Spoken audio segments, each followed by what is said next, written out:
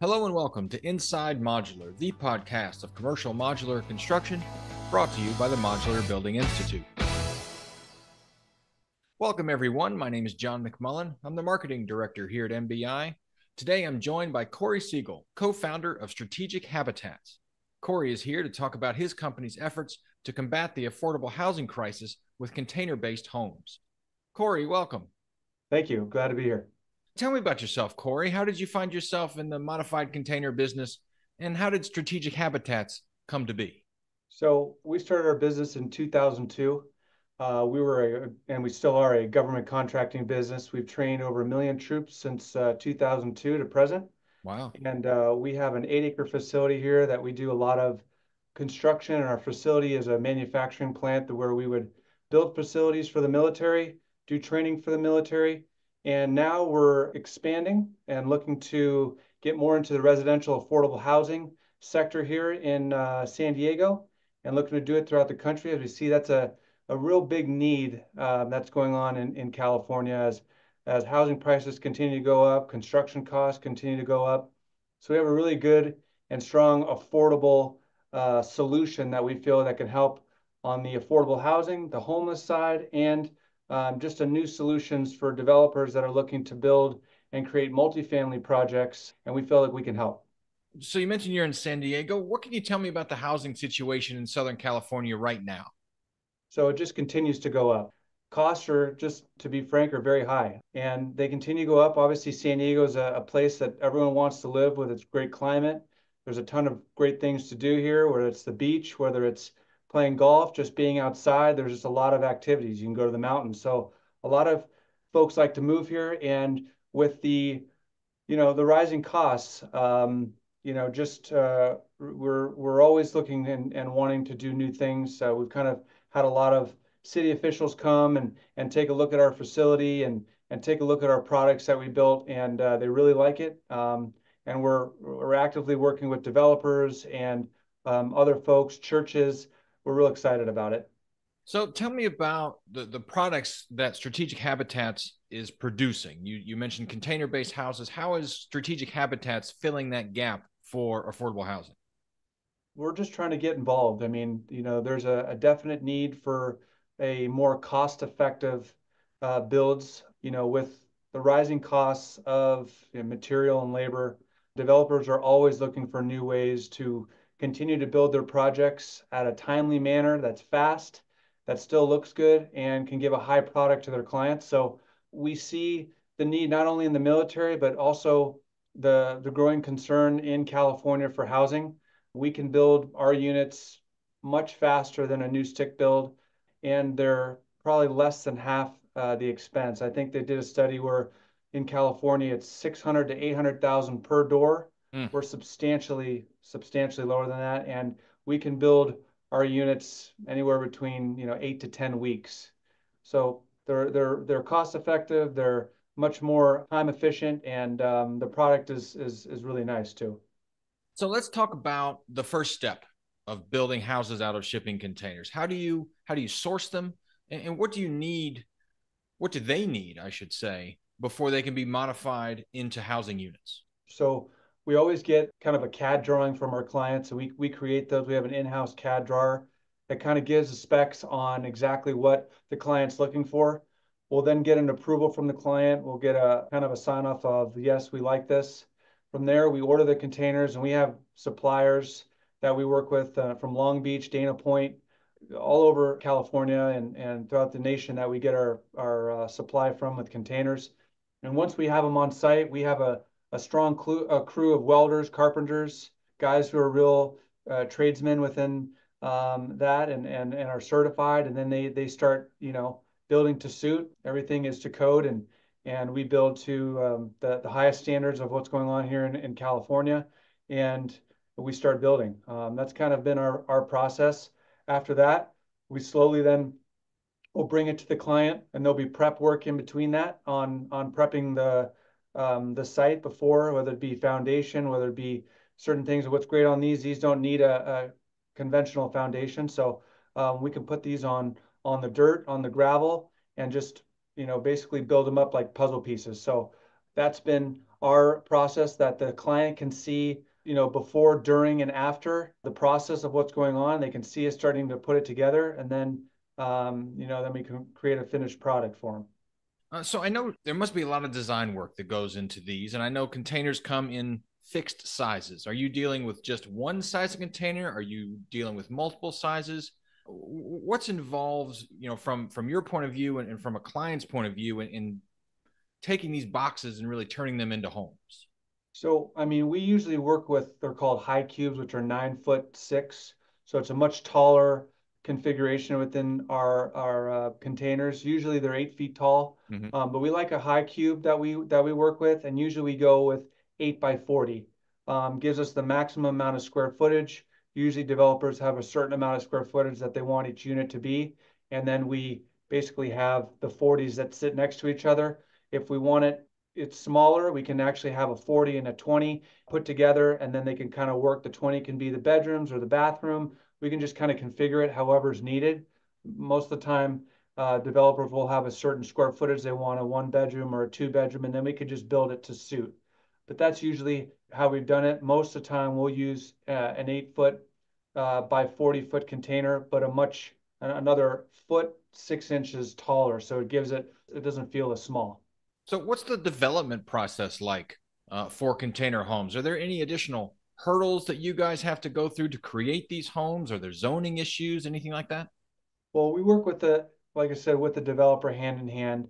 They deal with the permitting on the kind of the jurisdiction side of things, and we'll have our facility is then will be approved by the state of California to where all of our units will be stamped, so it's built to code, and then from that we will build everything to the engineered drawings. So engineered drawings are real important, so we know structurally where everything's going to be, how much, how the sizes of our windows, our doors, everything is built to code to where we can then build them and then stack them up. All the weight goes on the corners. So once we start messing with walls, it doesn't really affect the integrity of the building because all our weight's on the corner. So we retrofit the inside to make sure it's extremely strong.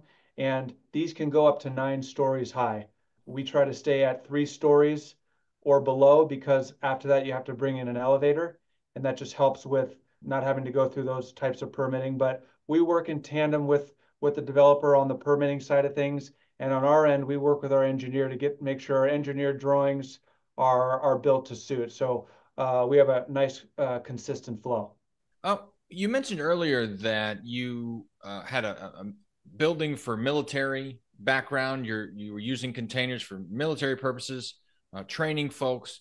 What would you say the learning curve has been like moving from applications like that to turning shipping containers into homes that people feel comfortable in? What have you learned during that process? Yeah, it's a big jump, because when you're habiting as homes, you have to have the certain codes. Mm-hmm. You have to build to suit. You got to build it to the California compliancy.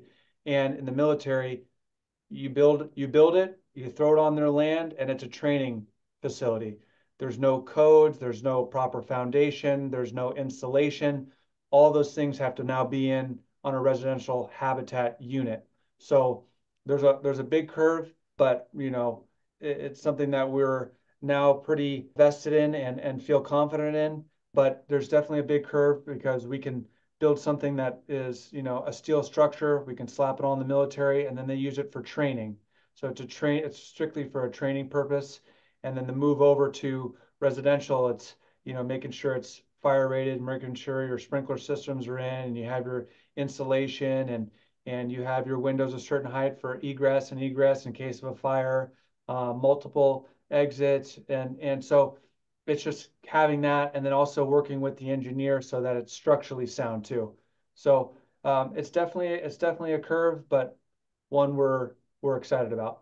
Were there any particular design challenges that you struggled with at first, but now you feel like you've got a handle on things? It sounds like you've got a handle on things, but I'm just wondering if there was something specific that maybe made you stumble at the start.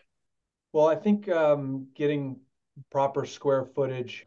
A lot of times, developers will want a certain square footage so they can get highest and best use, and also that they can charge for that out in the market. We were having a hard time with that because each unit's about 320 square feet on a 40-foot container. So some wanted it 800 and change. So it's just kind of getting those 1 unit, 2 bedroom, and then 3 bedroom units to what our client wants, and then kind of going from there. And we're really trying to establish having 1, 2, and 3 bedroom units to where they're kind of streamlined, but every client has a different need. So as long as we can capture their need and their main importance, we can then add those into the building. So the pre-planning in the beginning is always extremely important, no matter who our client is. If I were to come to you tomorrow and say, "Hey, Cory, I want to start building homes out of shipping containers," is there something that comes to mind that you would tell me to get started, or maybe better yet, what would you tell me that perhaps I had not considered? First off is you have to know your land. Where is this going to be? Are there any certain jurisdictions that prohibit these from being in? If there's not, we can then kind of work in tandem to where understanding the ground soil. Is it hard packed? Are you going to want it on a piece of concrete? Are you going to want it on dirt? You're going to want it on gravel. So it's understanding the land, understanding the permitting processes, understanding what type of foundation, and then goes into design. And then from our end, we can create a design that is then acceptable to the client. We take those drawings and then bring that to our engineered firm that give us our engineering. And then from now, we'll have a budget within what it's going to cost to do the project on how many units the client wants, and kind of go down that path and then create the engineered drawings. Once we have those and they're stamped by the state of California, we're running through the processes with our developer whose project this is. Yes, this looks great. Then we order and we start manufacturing it. I'm going to go off on a little tangent here, if you don't mind. You keep mentioning the types of foundations that are available for container homes. You mentioned dirt, you mentioned gravel, concrete, of course. Are there differences? Like, does it matter to you as a builder, or is it just a matter of which one the homeowner chooses and then adapting to that? Yeah, I mean, obviously the flattest and the smoothest is always the most ideal. Us coming from the military, we usually put it on the ground. We put it on grass, we put it on gravel, we put it on just dirt. But if they have a nice flat concrete pad, that's all obviously ideal. And then we can then secure it down into it. But these can go on multiple different surfaces, so it doesn't need to be perfectly flat. We can alter our ground support in our boxes to make it flat, adding either supports under each side to give it that flatness. But it doesn't need to be completely flat like a new stick build does, where it needs a foundation, where it needs to have a perfect surface in order to build. We can adapt in the field depending on the terrain. So there's multiple options there. What's your elevator pitch to those? And be it, government officials who are looking for housing, housing authorities, or individual homeowners. What's your pitch to those who are on the fence about container-based homes? Look, I mean, times are changing. We need to evolve with what the main pain points are in our economy. It's labor and materials. We're trying to build new affordable housing that works, that you don't have to wait 18 months. These can be built to suit, they can be built fast, they look really nice, and it's an alternative solution to what are the main problems are within the construction industry. Those are the top two things: labor and material. Now, I know labor is always going to be your issue with people, but if you have a material solution that can help with that and build units that you can be proud of, this is the way to go. You have to be open to change. You have to be open to trying new things. Put a couple different projects up with this in your area, and you're going to see a huge benefit, not only from your cost to put this up, that's going to be substantially less, but it's going to be built much faster.